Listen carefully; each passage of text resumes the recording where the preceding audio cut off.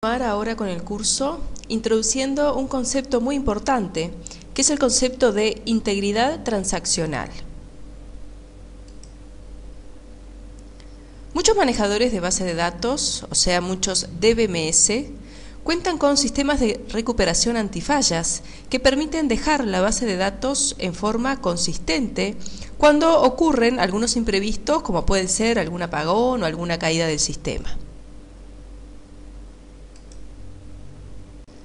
Estos manejadores de base de datos, o sea, estos DBMS, que ofrecen integridad transaccional, permiten establecer lo que se denominan unidades de trabajo lógicas, que corresponden ni más ni menos al concepto de transacciones de base de datos. Una unidad de trabajo lógica, o sea, una UTL, representa un conjunto de operaciones a la base de datos que deben ejecutarse todas o ninguna.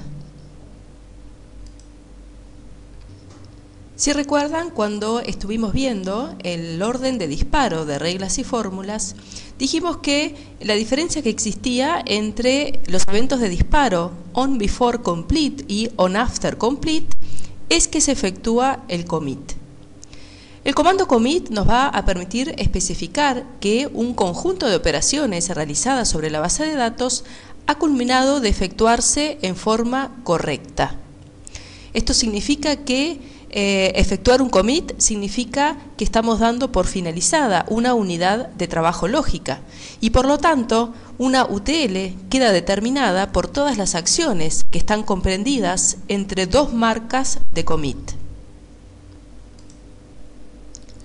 Así como tenemos la marca de commit que significa o representa el fin de la realización exitosa de ese conjunto de tareas, existe también la posibilidad de efectuar un rollback.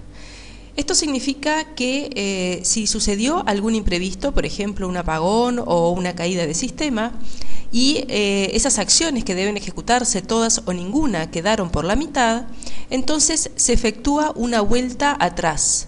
O sea, se deshacen todas las operaciones hasta llegar a la última marca de commit y de esta forma tenemos la seguridad de que nuestra base de datos permanece consistente. Supongamos, por ejemplo, que estamos ingresando facturas a través de la transacción invoice. Ingresamos correctamente la primera factura, o sea, trabajamos con el cabezal y sus líneas. Se produjo toda esa iteración, se produjo el commit. Estamos trabajando con una segunda instancia de facturas, ingresando el cabezal y sucede algún imprevisto. Entonces, como la base de datos no puede quedar inconsistente, lo que se hace automáticamente es un rollback, o sea que se deshacen las últimas acciones hasta llegar a la última marca de commit que está indicando el fin exitoso de una UTL. Es muy importante mencionar que en todos los ambientes de trabajo cliente-servidor, y por lo tanto incluimos los ambientes de trabajo web, GeneXus incluye la sentencia commit en los programas generados y asociados a las transacciones y a los procedimientos.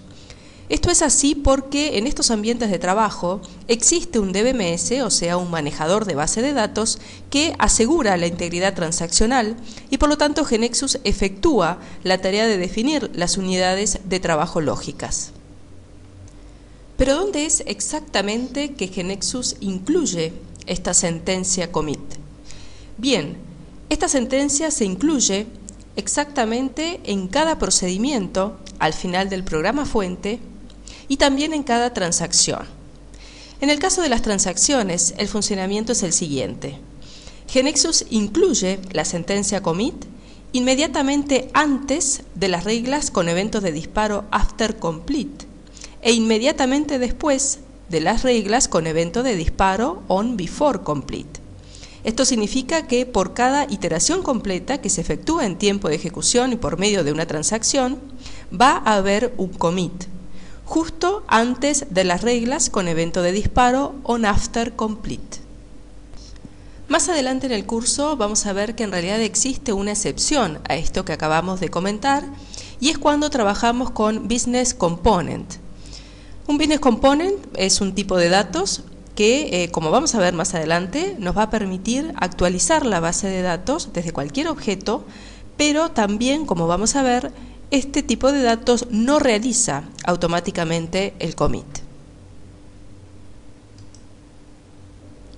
GeneXus ofrece una propiedad a nivel de cada objeto de tipo transacción y cada objeto de tipo procedimiento para poder definir si se desea que su programa generado efectúe commit o no. El nombre de esta propiedad es commit_on_exit y su valor por defecto es yes, y por eso es que dijimos que cada transacción y cada procedimiento por defecto efectúa commit. Vamos a verla rápidamente.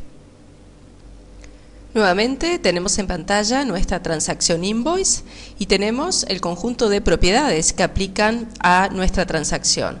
Si nos fijamos en este grupo de propiedades bajo el nombre Transaction Integrity,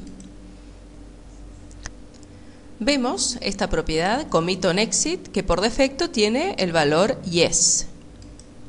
Si por algún motivo nosotros no queremos que el programa generado asociado a esta transacción haga automáticamente el commit, alcanzará con setear el valor no a esta propiedad. Volvemos a las diapositivas.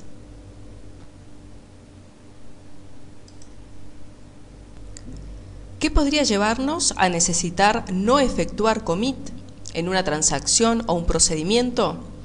Bueno, la necesidad de personalizar una unidad de trabajo lógica. Esto significa la necesidad de ampliar una UTL para que varias transacciones o varios procedimientos conformen una única UTL. Veamos el siguiente ejemplo. Estamos viendo en este momento una transacción X que invoca a un procedimiento Y. Se desea que ambos objetos conformen una única UTL. La transacción X actualiza ciertos registros y el procedimiento Y actualiza otros registros. Lo que se desea es que ese conjunto total de operaciones conformen una única UTL. Y de esta forma nos estaremos asegurando que si ocurre alguna falla, entonces quede efectuado el conjunto completo de operaciones a la base de datos o ninguna. Para lograr este comportamiento podemos eliminar el commit del procedimiento y dejar que el commit lo realice la transacción, ¿verdad? Lo realice al momento de retornar del procedimiento para que se ejecute al final de todas las operaciones. Así que lo que debemos hacer es setear la propiedad commit_on_exit del procedimiento con el valor no y dejar la propiedad commit_on_exit de la transacción con el valor por defecto yes. Pero además de esto que acabamos de mencionar, hay algo muy importante y es que la invocación al procedimiento se debe realizar antes de que se ejecute el commit en la transacción, ¿verdad? Ya que lo que estamos buscando es que ambos objetos conformen una única UTL. Por lo tanto, el commit de la transacción se debe realizar una vez que el procedimiento ya se invocó.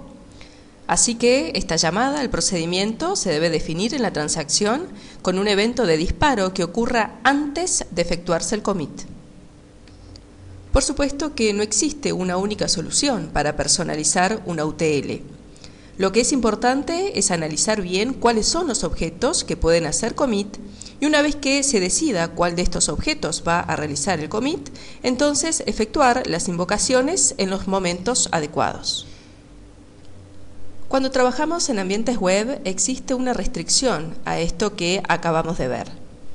Si desde una transacción se invoca a otra transacción, entonces el commit que realiza una no aplica sobre los registros ingresados, modificados o eliminados por la otra transacción. Esto significa que el commit de cada transacción solamente tiene visibilidad sobre los registros operados por esa propia transacción y no por la otra. Por lo tanto, dos transacciones diferentes no pueden quedar incluidas en una misma UTL. Cuando trabajamos en ambiente web, los registros visibles para ser comiteados por una transacción son solamente los actualizados por la propia transacción y por los procedimientos que ésta invoque antes de que se efectúe su commit, pero no los de otra transacción. Es por esto que en este ejemplo que estamos viendo, donde la transacción X llama a la transacción Y, Luego de haber insertado un registro, aunque la transacción I realice un commit al final de que trabajó con su cabezal y sus líneas, o sea que su cabezal y sus líneas fueran ingresados, este commit no tiene valor sobre el registro que ya había sido ingresado previamente por la transacción X. Este registro entonces quedaría perdido, quedaría sin commit. Por la forma de trabajo en Internet, las transacciones web viven solamente el tiempo entre que el usuario de un navegador selecciona el link o presiona un botón y se muestra la nueva página. Toda modificación a la base de datos que se haga durante la vida de una transacción debe ser confirmada o debe ser eliminada antes de que la transacción web termine su ejecución y se devuelva la página resultante. Como consecuencia de esto, una transacción web inicia una UTL al comenzar a ejecutar y la cierra. Si un programa llama a una transacción web, entonces esta transacción web va a iniciar una nueva UTL. Pero en cambio, no sucede lo mismo con los procedimientos. En este ejemplo que estamos observando, vemos que podemos conformar una UTL que englobe a la transacción I y al procedimiento Z. Pero sin embargo, no podemos incluir en esta misma UTL a la transacción X.